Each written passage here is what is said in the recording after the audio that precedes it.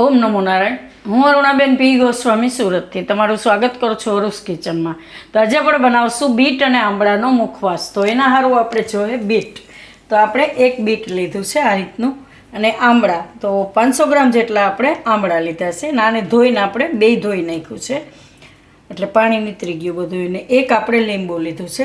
અને મસાલામાં આપણે જોઈએ મીઠું અને હંચર, કાલા નમક કે એ થોડુંક આપણે એમાં શેકેલું જીરું નાખીશું. બસ આટલી વસ્તુ આપણે જોહે એમ.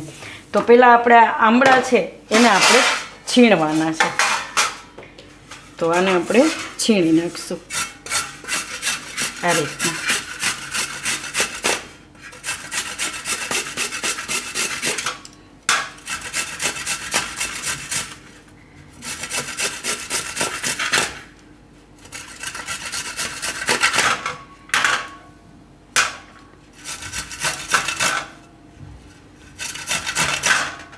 કઠળીઓ કાઢી નાખવાનું,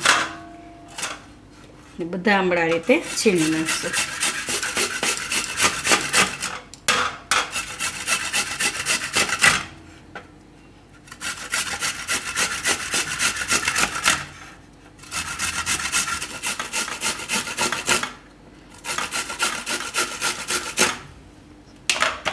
બધા આપણે આ રીતે છીણી લીધા છે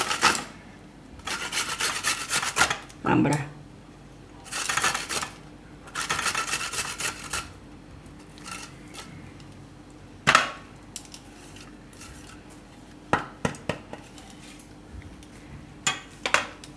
અડધો કિલો છે આ 500 ગ્રામ.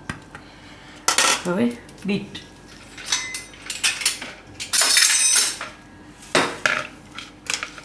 તો બીટે આપણે એકદમ સરસ ધોઈ નાખ્યું છે. એમાં ધૂળ હોય એટલે સરખું ધોવું પડે એમ.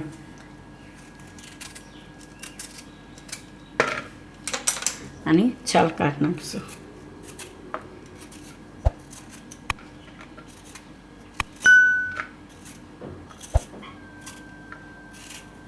તો આપણે 500 ગ્રામ આંબળામાં એક બીટ નાખીશું આ રીતનું. થોડુંક મોટું છે એટલે, નાના હોય તો તમે બે નાખી શકો એમ.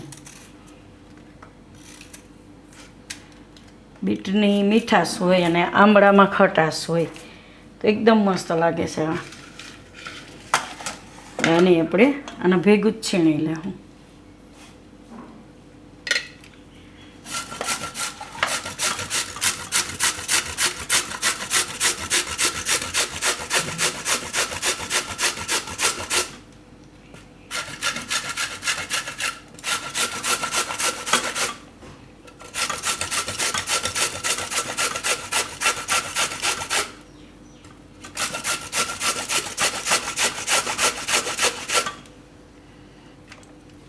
તો આપણે બીટે આ રીતે છીણી લીધું.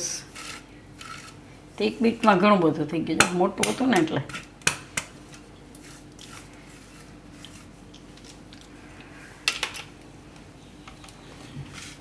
હવે આમાં મસાલા આપણે નાખી દઈશું. આમાં આપણે થોડુંક મીઠું નાખી દઈશું આ રીતે. થોડુંક એમાં હંચર નાખશું, કાલા નમક કે બ્લેક સોલ્ટ.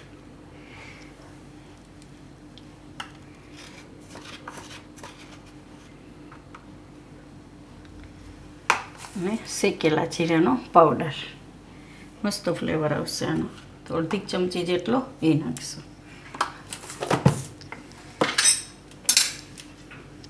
હવે લીંબુનો રસ, થોડોક લીંબુનો રસ નાખીએ ને એટલે આનો સ્વાદ બેલેન્સ થઈ જાય એમ.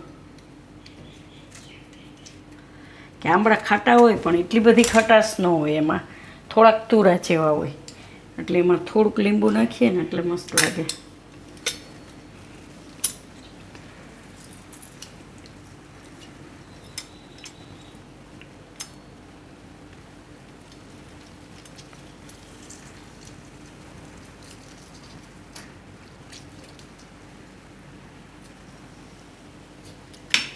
આ બધું આપણે મિક્સ કરી દેવાનું.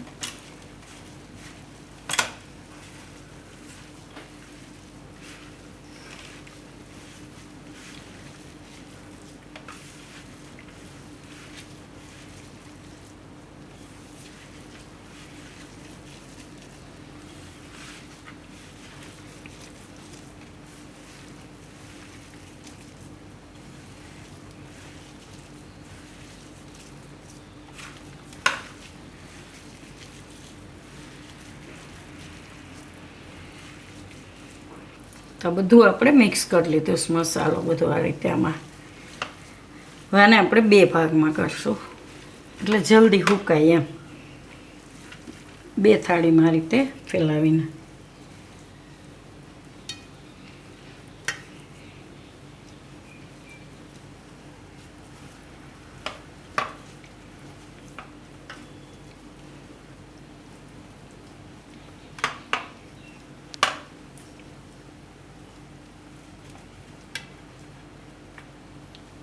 આ રીતે તો આને આપણે સૂકવી દઉં, પંખા નીચે રાખી દઉં. ને એવું લાગે તો હાથ ફેરવી લેવાનો, પછી થોડું સુકાઈ જાય પછી એમ. તમે તડકામાંય સૂકવી શકો અને પંખા નીચે સૂકવી શકો એમ.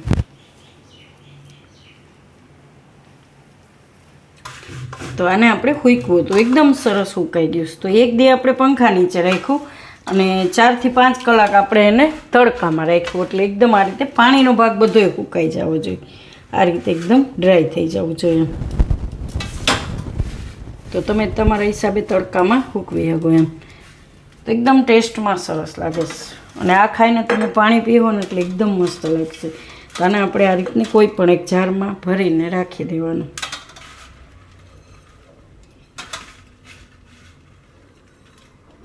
મસ્ત કલર એવો સરસ પિંક.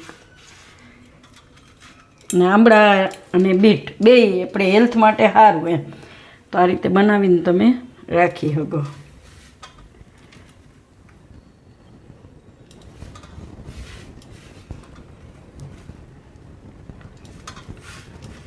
તો આપણે ભરી લીધું સારી રીતે બોટલમાં. અને આટલું આ છે. તો આપણે 500 ગ્રામ હતા આંબળા અને 1 બીટ, એટલામાંથી આપણે આટલો મુખવાસ બન્યો છે એમ. તો તૈયાર છે આપણો આંબળા અને બીટનો મુખવાસ.